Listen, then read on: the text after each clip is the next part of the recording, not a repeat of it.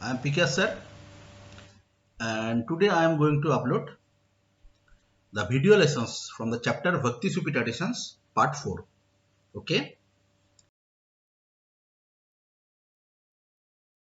the chapter. So here I have given some kind of concept regarding Sufisms and Sufi movements, orders of Silsila and Khanqah, all that kind of things. Like how the Sufism growth in ancient India, right? Like that in the early centuries of the Islam, that means 700, 800, 900, 1000, that means 1000, a group of religious minded people called themselves Sufi because they turned to the asceticism and the mysticism in protest for what? Against the growing materialism of the caliphate as a religious and political institutions. Actually, they wanted to be with the God or the Allah in different way. They interpreted the Quran in different way, and they believe that do the good things with the peoples and through musics and dance, that they can be with the God Allah. So in that way, different interactions of the Quran and different way to follow the Muslims or the Islam religions, and this different order is or was known as Sufism. Now the question is that what do you mean by the Sufi, right? And it has different meanings. Like some historian try to understand the term in several ways. According to the some scholar, it is derived from the Suf, that means the wool, or who were wearing the woolen cloths, or they were known as the Sufis, or some according to some others, it is derived from the Safa, that means the purity or pure soul or pure hearted, right? So it may also have been derived from the Sufa. So it was a platform the outside of the Prophet Muhammad's mosque or the masjid, where a group of people or close followers assembled together to learn about the faith. So this is called the Sufism. It is the origin, right? Now we'll talk about the Khanqahs and the Silsilas. Khanqah, it was a Persian term, and during the 11th century, and it been well developed movement with the help of the literate people on Quranic studies and Sufi practices, right? So these or those men organize communities around the hospices or the Khanqah. Khanqah, what is the Persian term, right? That where one teaching master would be there. He was known as the Sheikh in the Arabian term, or Pir Baba or Murshid Baba in Persian term. Okay, and he also enrolled one disciples or the followers and appointed a successor. Okay, and the Sufi Guru or Pir Baba, or you can say Murshid Baba or Khanqua, sorry, that Sheikh Baba, establish some rules and regulations for the spiritual contacts. Okay, that was the interaction between the inmates as well as between the master and the lay persons. Followed about the Khanqua. So here is the picture of the Khanqua. You can see that. Now, in the 12th centuries, Sufi silsila or chain of order, began to form in different parts of the Islamic world around 12th centuries, 1100 to 1199. Now, what do you mean by the silsila? Silsila, actually, it is a proper meaning is the chain, okay, but in Sufism, it signifies a continuous link between the master and the disciple, right? And it was a kind of unbroken the chain system, and it was a, you can say, the spiritual genealogy to the Prophet Muhammad. That means this chain system started from the God Allah and it transferred to the Prophet Muhammad. Then in this spiritual power, that and the blessing transmitted to the devotees. Okay, special rituals also definitely there, and it was developed in that time. So what was the silsila? When the Sheikh or the Pir Baba died, his tomb shrine, or you can say the Dwarga, it was well known, you know the meaning, Dwarga, right? A Persian term, became the center of the devotions of the followers. Now, the practice of pilgrimage or ziyarat, okay, to his grave, actually, celebrating on his death anniversary, not in his birth anniversary, because it was believed that by the followers that after the death of the Sheikh Baba or the Pir Baba, the spiritual power transform from the Sheikh Baba to the followers. That was the belief. So that's why on the death anniversary, every Dwarga, celebrating or organizing the festivals, and it was very famous. And every section of the society, every religious minded people visited there, and even personally, I also visit there, to seek for the blessings. Understood? So, who evolved the cult of Sheikh, revered as the Wali. So, what do you mean by the Wali? So first, have you understood that what is Dwarga and the silsila or the chain? I hope you have understood, right? Now, it happening inside the Khanqua, okay, or it was happening on the death anniversary of the Sheikh Baba. Now we'll talk about that, radicals or Bisariyas or the Sufis. Okay. Now, some mystics initiated movements. Okay. They were also believer of the Sufism, but they initiated some movements which was based on the radical interpretations of the Sufi ideals. So Sufism was based on different way interpretation of the Quran and the Prophet Muhammad's Hadith, right? But this movement or was the radical interpretation of the Sufi ideals, right? Like many scorned the Khanqua and took to mendicancy and observed celibacy. That was their process, and even they ignored the rituals and rules which was fixed in the every Khanqua, and they observe extreme forms of the asceticism. So these people were known as, you can say, Bisoria or the Basaria, like Qalandars, Madaris, Malangs, Haidaris, etc. Okay, they were known as by different names. So they were against the rules and regulation which was conducted by the Sufi Guru or the Sufi Pir Baba. Okay, they interpreted the Sufi ideals in different way. Okay, and they followed or observed the celibacy, mendicancy.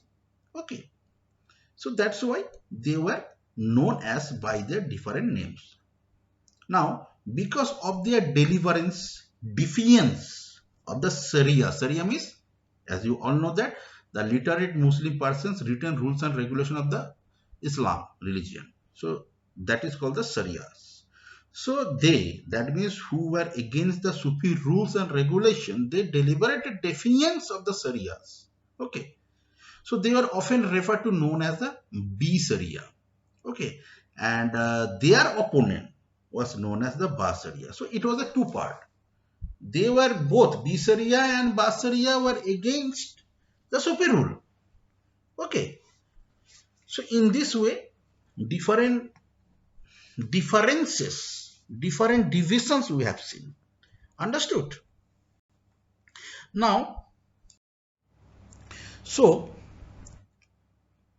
then we'll talk about the devotionalism, right? We'll talk about the devotionalism. Now, Chishti devotionalism divided into two parts. One part is ziyarat and another part is kawali, right? So pilgrimage, it was called for the Chishti ziyarat. That means you are going to visit the tomb of the Sufi saints. Okay, and not only the Muslims, other religions also visited. Right? This practice actually basically following by the people in an occasions for seeking for what spiritual grace or spiritual blessings from the Sufis. That's why that when we are going to the Dwarga on the death anniversary of the Chishti saints or the Sufi saints, right?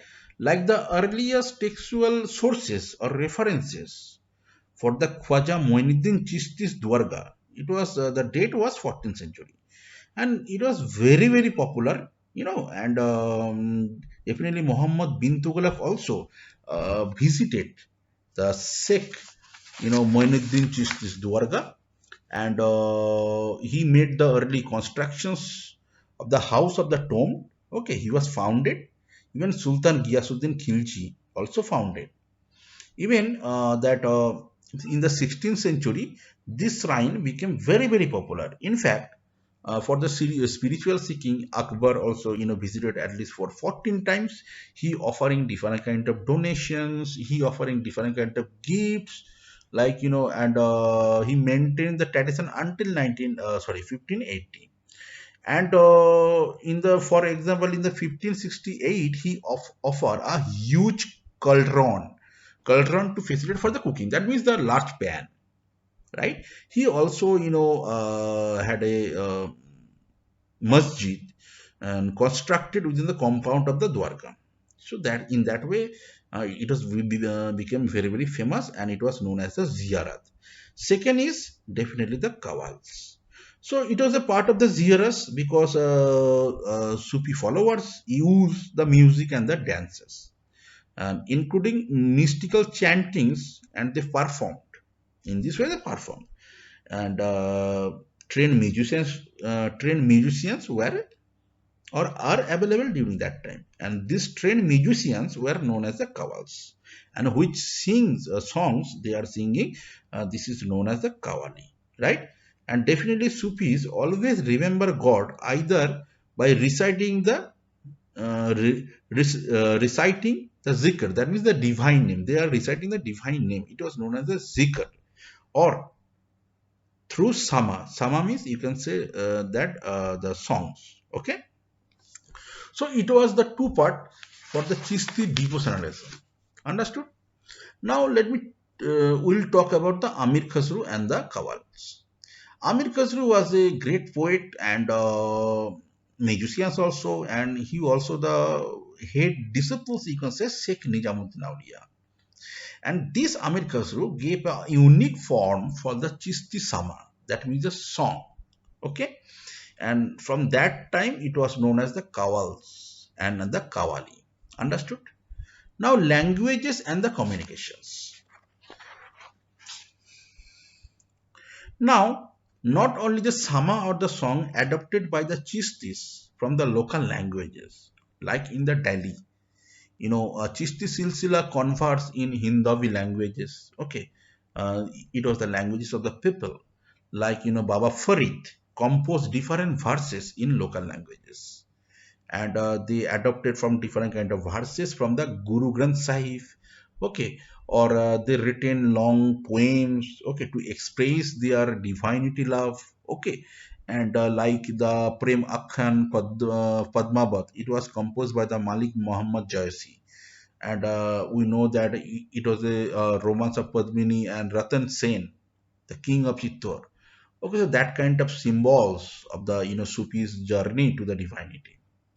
And even different kind of genre of the Sufi poetry was composed, like in the Bijapur, Karnataka. It was a kind of short poems in Dakhani language. Okay, and 18th centuries it was composed, and this kind of poems were probably sung by the women especially. Okay, during their household work, like grinding the grain and spinning or something like that. Even composition were in the form of the lurinama or sadhinama. That means the wedding songs or during the different kind of ceremonial songs also written. So in that way, Chishti order or the Sufism became very, very popular in the India, as their practices and their rules and regulation are very simple, and everyone was allowed, to enter into the Khanqua or the Dwarga, and definitely you can seek the blessings, spiritual blessings from them. Understood? Now we'll talk about the Sufis and the state. That means the relation. Point number one. Definitely, the major features of the Chishti traditions was austerity. That means they maintain a proper distance from the worldly power. But that not means that a situation of the absolute isolation from the political power.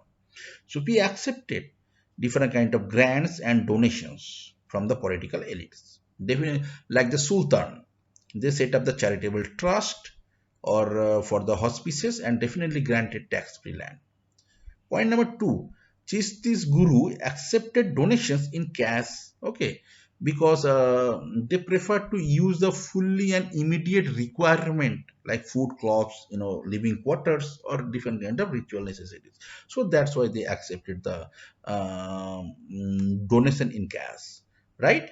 Even point number three, sometimes king also needed the support from the Sheikh Baba or the Pir Baba because people believed them, right? So that's why king, if any Sheikh Baba or the Pir Baba accepted or agreed to call that man as a king, then definitely people also consider him as a king. So that's why in that way we have seen that they also seeking that blessings, or they also seeking the supports from the Sufi Guru.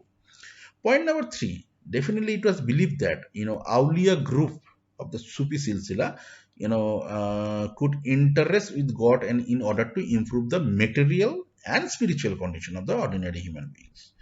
That's why kings often or sometimes wanted their tombs to be the vicinity of the Sufi shrines and observances.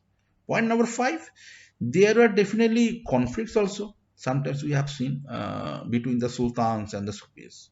Why? Because due to their authority, or both expected that central rituals be performed, such as protestation and kissing of the feet. But definitely, if you want to enter into the sultan palaces, then you have to, kissing the feet of the sultan, and even Sufi Baba or Pir Baba also wanted this. So that's why different kind of conflicts also we have seen. Sometimes Sufi Sheikh Baba, assume high sounding titles like the disciples or the followers of the Nijamuddin Auliya, assume or given the title to the Nizamuddin Auliya as Sultan ul Masaik. That means the Sultan amongst the Sikhs. So in that way, several kind of rituals, conflicts, and good things also we have seen. So in this way, Sufism became very, very popular from 12th century onwards up to 15th or 16th centuries in India. That is called the Sufism. Understood? So in my next video lessons, we'll discuss about the new devotional path dialogue and descents in the northern India, regarding the Kabir, Guru Nanak, Mirabai, also something like that. So I hope you understood what I was trying to say. So for today, I'm ending this video lessons, and thank you very much. Stay happy.